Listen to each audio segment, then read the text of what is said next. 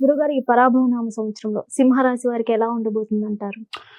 ద్వాదశ రాశుల్లో ఒకటైనటువంటిది సింహరాశి. ఈ సింహరాశి వారికి పరాభవనామ సంవత్సరం మార్చి 19 తారీఖు నుంచి ఏప్రిల్ 17 తారీఖు 2027 సంవత్సరం వరకు ఉండేటువంటి పరాభవనామ సంవత్సరం. ఈ పరాభవనామ సంవత్సరంలో సింహరాశి వారికి ఎలా ఉండబోతుందంటే గనక గ్రహాల యొక్క స్థితిగతులు మనం చూసుకోవాలి. ఆదాయం 5, వ్యయం 5, రాజ్యపూజ్యం 7, అవమానం 7. హ్మ్. మిశ్రమంగా ఫలితాలని చెప్పొచ్చు. మిశ్రమ ఫలితాలు అంటే కొన్ని యోగించేటువంటి గ్రహాలు బాగున్నాయి. కొన్ని హ్మ్. యోగ్యత లేనటువంటి గ్రహాలు కూడా స్థితిగతుల్లో ఉన్నాయి.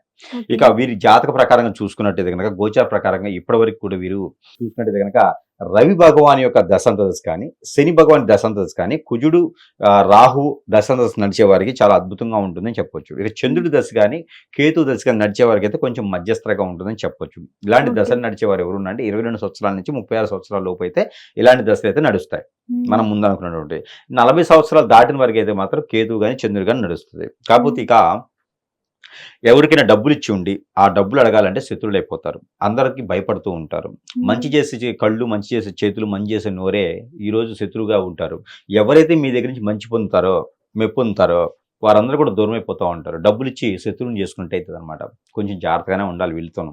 ఇక హ్మ్. దాంతో పాటు సింహరాశి వారికి ఎప్పుడైనా సరే భయాన ఇచ్చి, ఇళ్ళు, వాకిళ్ళకి, కార్లకి భయాన ఇచ్చి డబ్బులు కట్టలేకపోతుండే గనక హ్మ్. వారు ఈ సంవత్సరంలో డబ్బు కడతారు. మంచి హోదా, హుందా వాడికి పెట్టుబడి లేదంటే గనక ఆదాయం వనరులు అన్ని రకాలు పెరుగుతాయన్నమాట. ఆ ఐటీ సెక్టార్ కూడా కొంతమేర బానే ఉంటుందని చెప్పొచ్చు. బ్యాంకింగ్ సెక్టార్ అద్భుతంగా ఉంటుంది. మీడియా రంగం వీళ్ళకి చాలా బావుంటుంది. హ్మ్. రాజకీయ రంగం కూడా అద్భుతంగా ఉంటుంది. లేనటువంటి పదవులన్నీ కూడా వీరి వైపున తలెత్తి చూస్తా ఉంటాయి. పదవులు మీకిస్తాం రమ్మండి అని చెప్పేసని. అలాంటి పరిస్థితి కూడా ఏర్పడబోతుంది కాబట్టి ఈ యొక్క సింహరాశి వారికి అద్భుతంగానే ఉంటుంది. ప్రయత్నం అయితే ఖచ్చితంగా చేసుకోవచ్చు. మరి సింహరాశి వారు విదేశాలకు వెళ్ళాలనుకునే వారు వెళ్తారంటారా?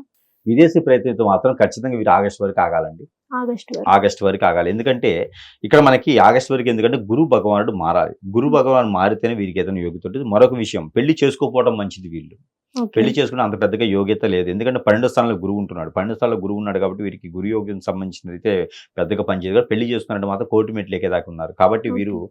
ఒక సంవత్సరం పాటు పెళ్లి చేసుకోకపోవడమే చాలా అద్భుతమైనటువంటి మంచిదని చెప్పొచ్చు. ఎవరైనా పరిచయాలు ఉంటే లవ్ ఉంది అని చెప్పేసి పెళ్లి చేసుకున్నా కూడా లవ్ ముందే ఉంటది. పెళ్లి తర్వాత లవ్ ఉండదు.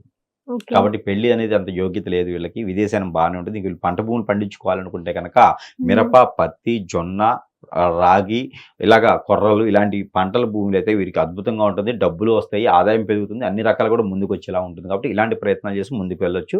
ఈ యొక్క సింహరాశి వారు. ఇక వీరికి అన్ని రకాల రంగాల్లో ఉన్న వారికి ముందుకు వెళ్ళాలి, ముందుకు రావాలి అనుకుంటే గనక ఈ రంగంలో వారికి ముందుకెళ్ళాలనుకుంటే గనక దత్తాత్రేయ స్వామి వారికి అర్చన, అభిషేక, హోమ, యజ్ఞ, యాగాలు జపం చేసుకోవచ్చు. దక్షిణామూర్తి గారికి అటుకులు బెల్లం గాని, పాయసం గాని, అటుకులు పాయసం గాని, లేకపోతే గోధుమ రొట్టెలు గాని స్వామివారికి నైవేద్యం పెట్టేసి అయి 10 మందికి కూడా పంచేటువంటి విధంగా అయితే ఉంటుంది. ఇక వీరికేందంటే వీరికి వీరే పటిక నీళ్ళలో ఏసి పటిక ఉంటుంది కదా! ఆ హ్మ్. పటిక వీరికి వీరే ఒక హాఫ్ కిలో తెచ్చుకొని వీరికి వీరే దిష్టి తీసుకొని ఎక్కడైనా పారేడు నీటిలో వేయాలి. ప్రతిరోజు కూడా ఒక 2 కర్పూరం బిళ్ళలు తీసుకొని తనకు తానే దిష్టి తీసేసుకొని మన ముందు పెట్టుకొని కాల్చేసుకోవాలి. ఓకే. 2, 5, 7 ఈ రెండిట్లో ఏదైనా చేయొచ్చు. ఇలాంటివి చేస్తే పరాబన సంవత్సరం మొత్తం కూడా సింహరాశి వారికి అద్భుతంగా ఉండబోతుందని చెప్పొచ్చు.